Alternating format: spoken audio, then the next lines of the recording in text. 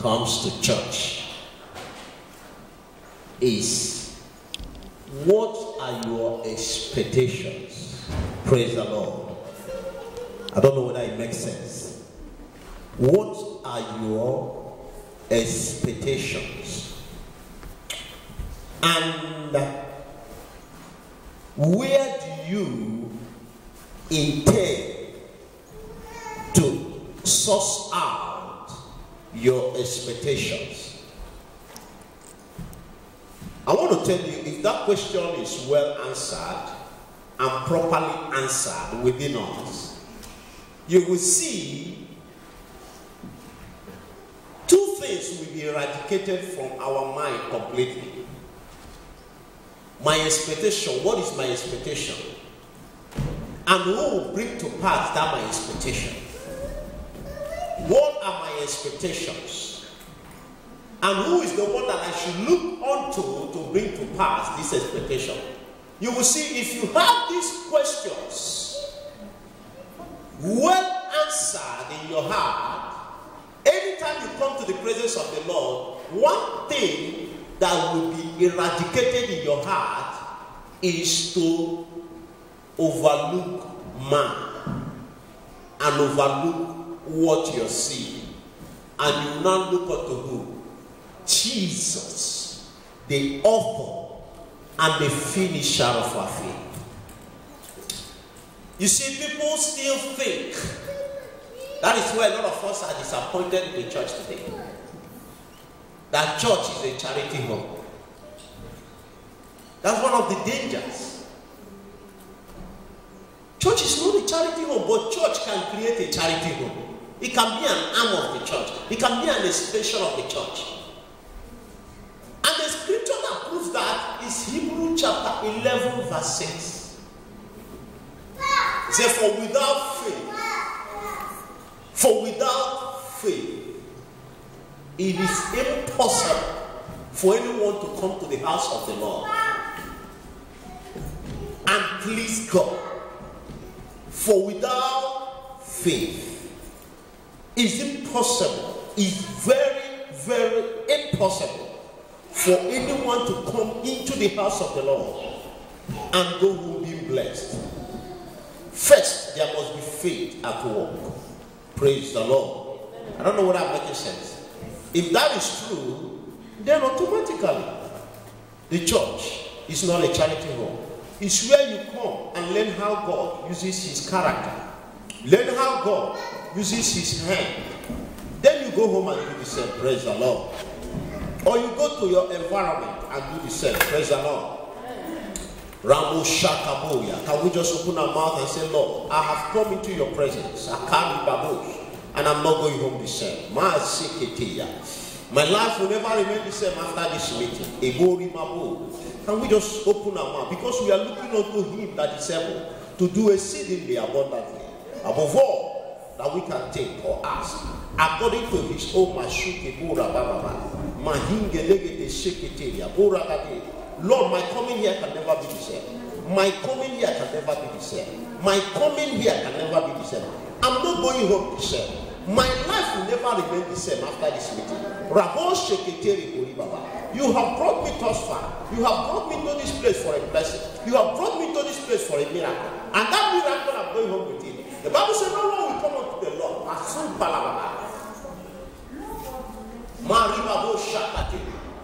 In the name of Jesus. Amen. What an awesome day to be in the presence of the Lord. Amen. Church, are you happy? Yes. Lord, we want to thank you for your awesome presence. Lord, you know me and my wife has been thanking you for giving us another chance.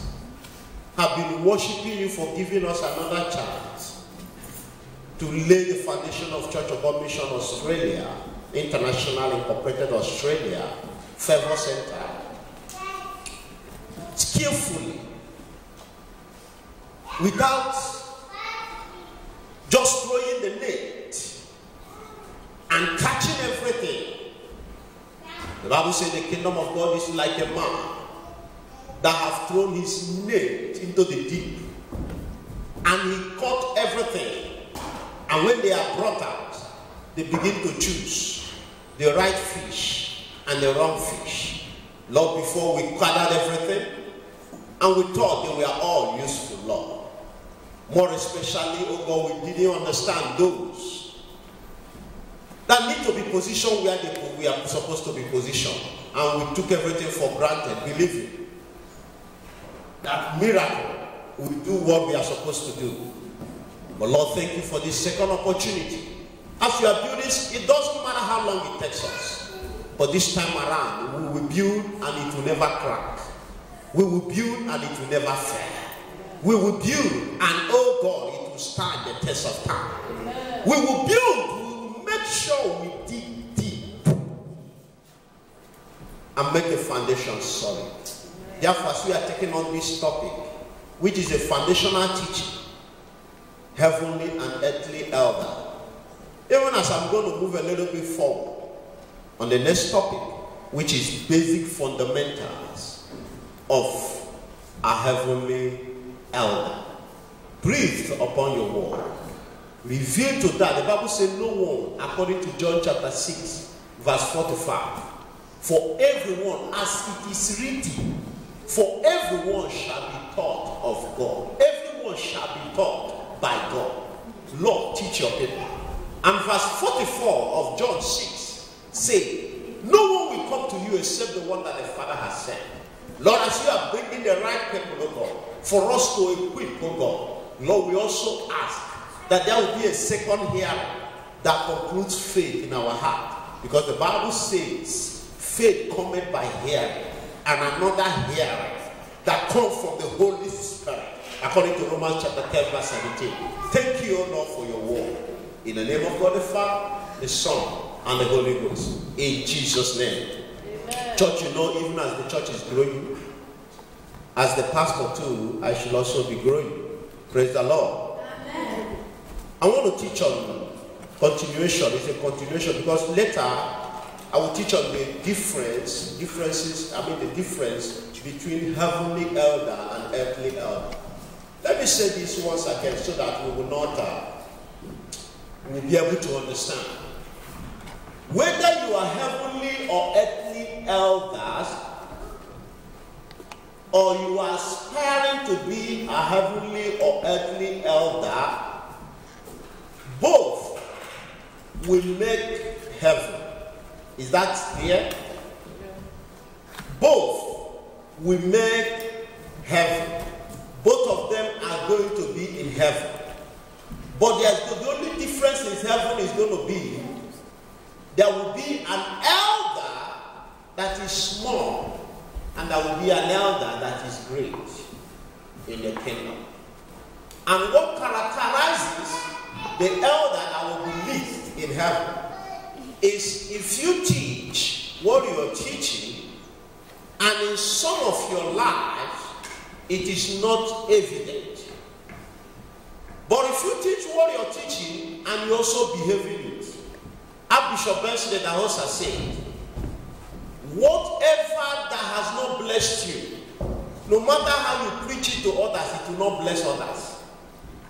Are you getting the point? For the Bible says, out of your belly shall flow rivers of living waters. Is that true? Yes. You will only give what you have. That is why as an elder or somebody aspiring to be an elder, you should not only aspire to do that, you should also be ready to pay the price. Praise the Lord. And in James chapter 3, verse 1, James warned us and said, this is a good desire, but it's not every, if you take it, be careful. If you want to take this position, check yourself very well. Praise the Lord. So these are the things, the points I want to make before we move to the next one. Praise the Lord. I was able to grab this revelation at the early hours of my life. Let me share with you some things, some thoughts after reading the Bible, because there was an encounter I had. 1996, 97, 98, I and 99. I didn't know how it happened, but to me, what I was seeing then was, every youth, every young man, every young woman is running to the church in Nigeria. That was the second. Every day I would just come out. I was very naughty. In my family, if the person that was the most stubborn, I was the one. I was so stubborn that the whole street knew me. I was so stubborn that I was even beating my own mom. I was so stubborn that the same toilet that my dad, we have in our house, I'll be smoking marijuana. You know marijuana? Indian hemp. In the toilet, and my father will be knocking. I want to go to the toilet. You see, what I'm trying to say on this is, you see, there's a way, if God want to change your life, He will bring an encounter. So within the time I was doing all these things, all that I was seeing happening in the society was every young man and young lady was rushing to the church. So if I come out on the street, the news I will read, everything. But that might not be what was happening, but God planned it like that.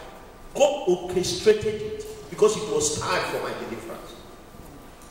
So when I started noticing this, John, why is it that you will not be coming to our normal place of meeting? You say, I'm sorry. Why have you not heard? Jesus is coming soon. So first of all, I was afraid. I said, so I'm going to miss out this heaven. So this heaven is real. So when that fear came upon me, I didn't know how to go to church. Let me just tell you the truth. I didn't know where to start. Something happened. It might look funny. I don't think I have told my wife this. I think I've told her because there's no story, because I'm the only one that talks, so she only listens. So for these 8 years we have been married, I think I've come across the story. So in my stupidity and foolish way of living, and I said, let me now get a girlfriend that is born again. That was my stupid thought. That's how I'll be going to church. So I'll be following my girlfriend to church. So it happened that I got one. And I was so comfortable. I said, with this one now, at least she will lead me to church. So I did all that I've done for any other lady. And they were so happy with me. I did it for this one. But when it was time for their youth meeting on Monday, I never believed that this lady will disappoint me and prefer to go to this meeting. So the lady said, I'm sorry, I cannot miss this youth meeting. Now here am I trying to pitch on somebody, and that person is also showing you more serious. I mean, being more serious in the things of the Lord. Let me say, you can stay in my house because I was in her house.